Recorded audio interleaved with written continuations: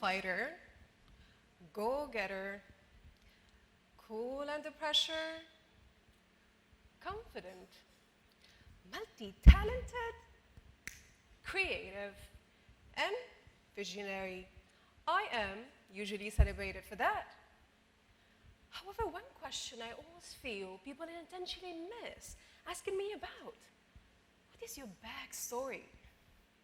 To confess, my childhood was not exciting, given, and supportive.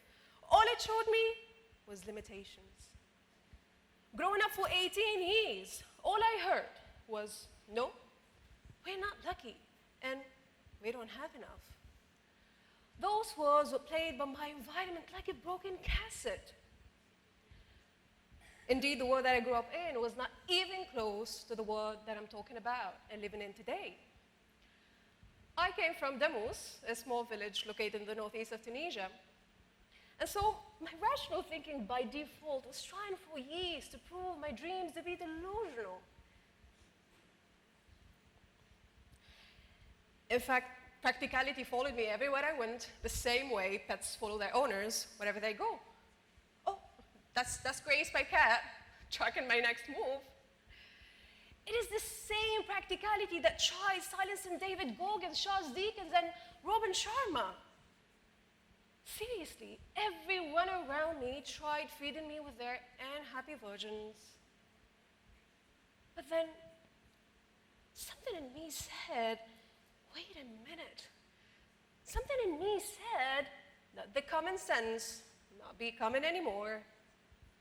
How many of us gave up on a dream project, fascinating idea, or exciting life shift just because money was not enough, opportunities were not showing up, and society was not supporting us? Just because our mind could not believe it. And so, since when does the whyness of a dream depend on its practicality?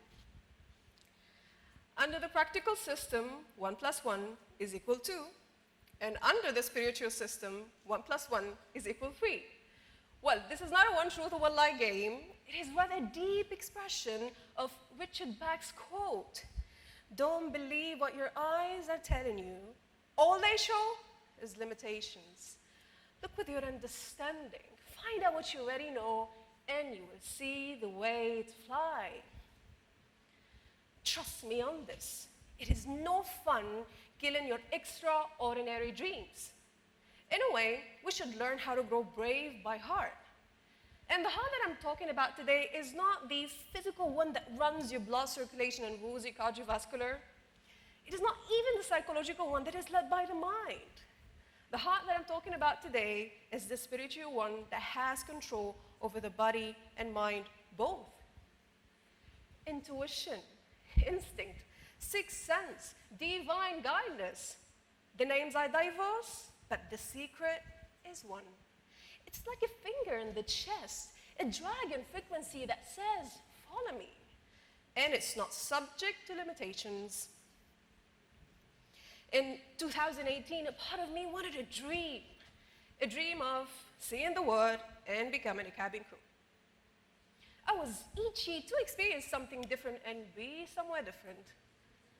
I was finally eager enough to do it all for a vision only my 14-year-old self could see.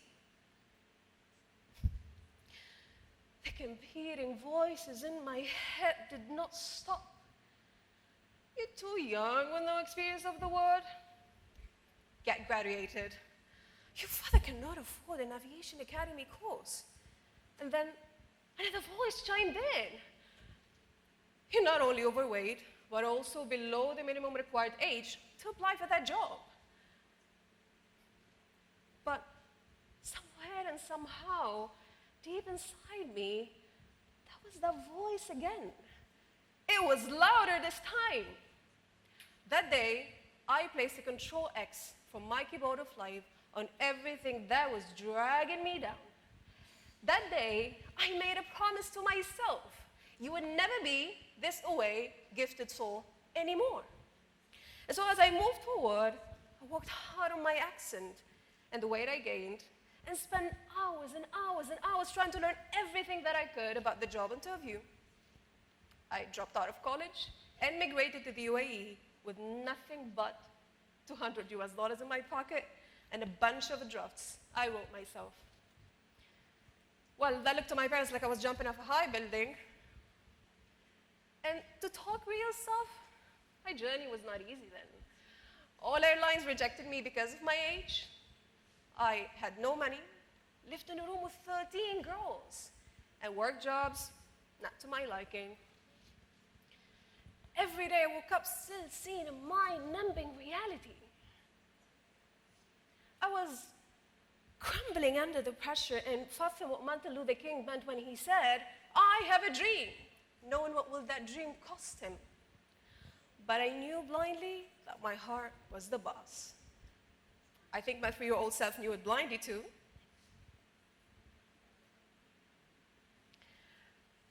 Years passed and magic happened. I was in a positive state, shocked to see myself moving from a broke dreamer who could not afford an aviation academy course to an achiever who could roam the world, make money, train cabin crew, and write her very first book to help all the youngsters right there achieve their aviation goal all on their own. And from a shoe purchaser in the markets and sales associate in retail to a possibilitarian mindset coach and a founder of an educational platform. Today, I inspire people to run their races. And what I learned is, your heart never lies. It is your GPS and guru. You can say that I lived in my conviction and not convenience. You might be in that place right now where you are exhausted from calculating and imagining what's in front of you. And so here's what you must work on. Solitude can finally give you the room to have that clear and focused heart-to-heart talk. They will call you the Lulu. Remember, God is talking to you and not to them. Last but not the least, your reality of today does not define your reality of tomorrow. So trust the divine timing. As I invite you all to place your hand to your chest and breathe deeply, I believe that me, you, and you can today choose to pick the path for the heart. Thank you.